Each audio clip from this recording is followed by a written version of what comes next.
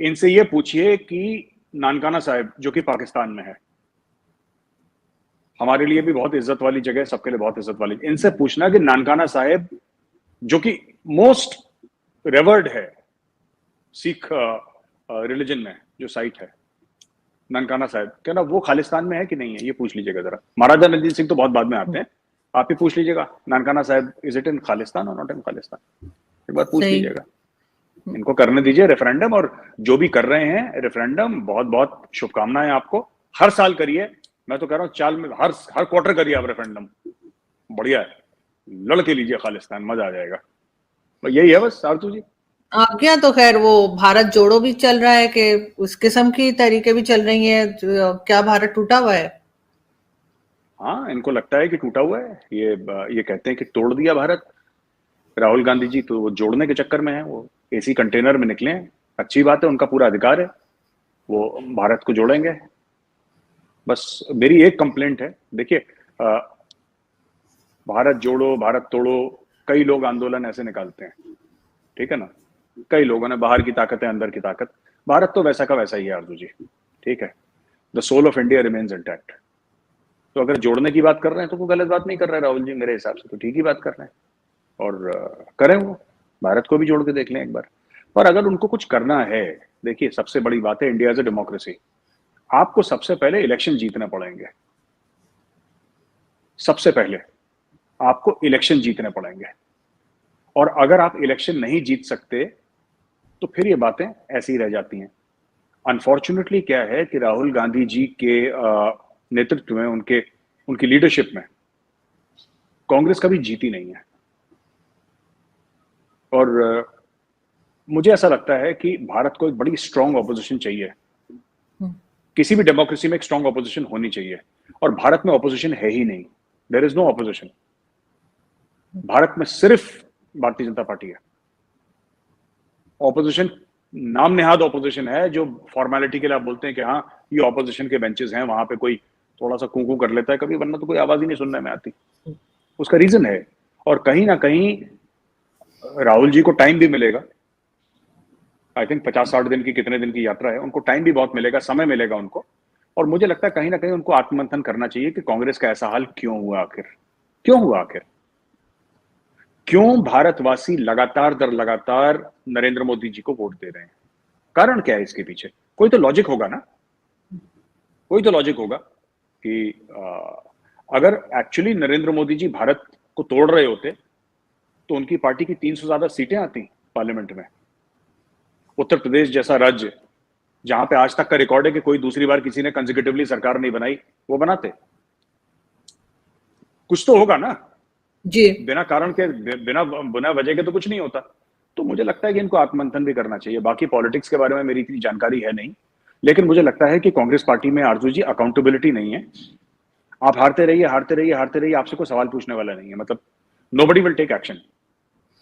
Corporate sector में तो ऐसा होता है कि अगर आप टारगेट मिस करें तो नौकरी चली जाती है। यहाँ पे कॉर्पोरेट सेक्टर में यू मिस योर टारगेट्स, या तो आपका प्रमोशन छूट जाएगा, या आपको सैलरी रेज नहीं मिलेगी, या अगर एक दो बार मिस कर दिया तो बॉस कहेगा ठीक है भाई तू घर जा।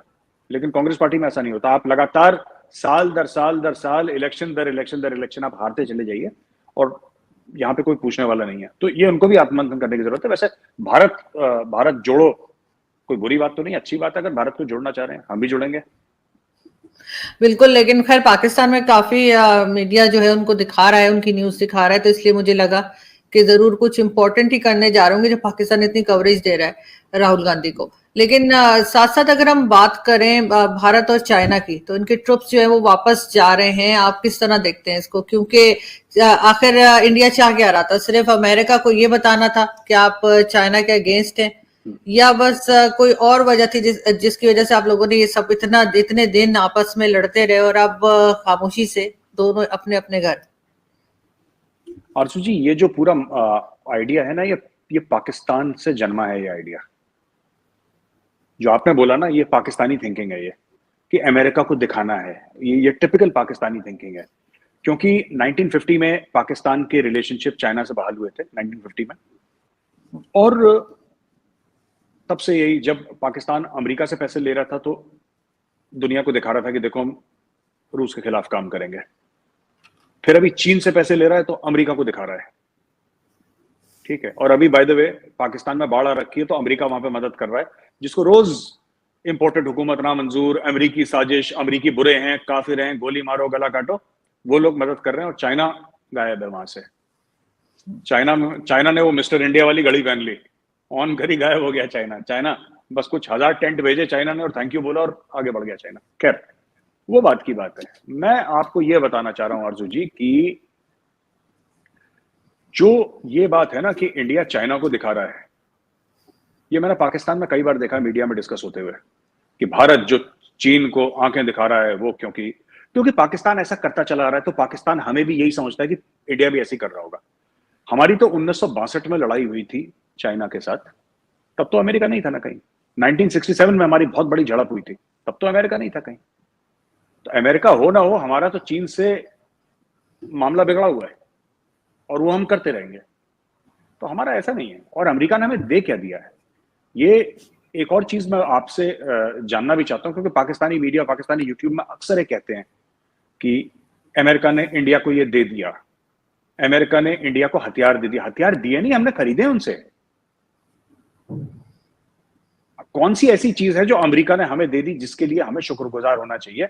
मैं ये नहीं समझ पा रहा अभी तक। आप जरा मुझे, मैं आपके शो में आप ही से सवाल पूछता हूं, आप मुझे ये बताइए आरजू जी कि अमेरिका ने भारत को ऐसी कौन सी चीज दे दी जिसके लिए भारत को थैंक यू बोलना चाहिए? अमेरिका ने दुकान खोली है, दुकान खोली अमेरिका ने। अमेरिका ये हथियार एक बहुत बड़ी मंडी है, ग्राहक कोई भी हो सकता है। आप जाइए, पैसे फेंकिए, खरीदिए जो आपको खरीदना है, अगर आपके बजट में है तो जो हमारे कई ऐसी भी चीजें होंगी जो हमारे बजट में नहीं होंगी। भाई India does not have unlimited money. ऐसा थोड़ा ना कि कुबेर का खजाना पड़ा है हमारे पास, ऐसा नहीं है। लेकिन जो हमारी हैसियत है उसके हिसाब से हम पैसे देते हैं, खरीद लेते हैं। तो इसमें अमेरिका ने फेवर क्या करा हमें? लेकिन यहाँ पे तो ये इंप्रेशन भी है ना कि इंडिया क्योंकि वहां पे काफी पैसे लगा रहा है अमेरिका में भी, चाहे उनके इलेक्शंस हो या कुछ भी हो, वहां पे जो इंडियन कम्युनिटी है वो पैसे खर्च करती है, इसलिए भी अमेरिका जो है वो FATF से भी पाकिस्तान को नहीं निकाल रहा। मुख्तलिफ किस्म की यहाँ पर जब चाहिए होती है, कोई प्रॉब्लम होती है, तब भी थोड़ा सा बैकफुट पे रहता है। लेकिन अभी खैर थोड़ा सा आगे आया है, उसने कुछ फंड भी किया है और F-16 के लिए भी जो है वो फंड दिया है पाकिस्तान को मेंटेनेंस के लिए, जिसपे भारत में बहुत हंगामा है। उस पर आप क्या कहेंगे? हंगामा कुछ नहीं है आरजू जी। मिनिस्ट्री ऑफ एक्सटर्नल अफेयर्स को ऑब्जेक्शन डालना था, उन्होंने एक स्ट्रॉन्ग ऑब्जेक्शन डाल दिया। देखिए, ये जो टेक्नोलॉजी आपके पास है 40 साल पुरानी है F-16 की, और इसका भारत से कुछ होगा दागा नहीं कुछ, ठीक है ना।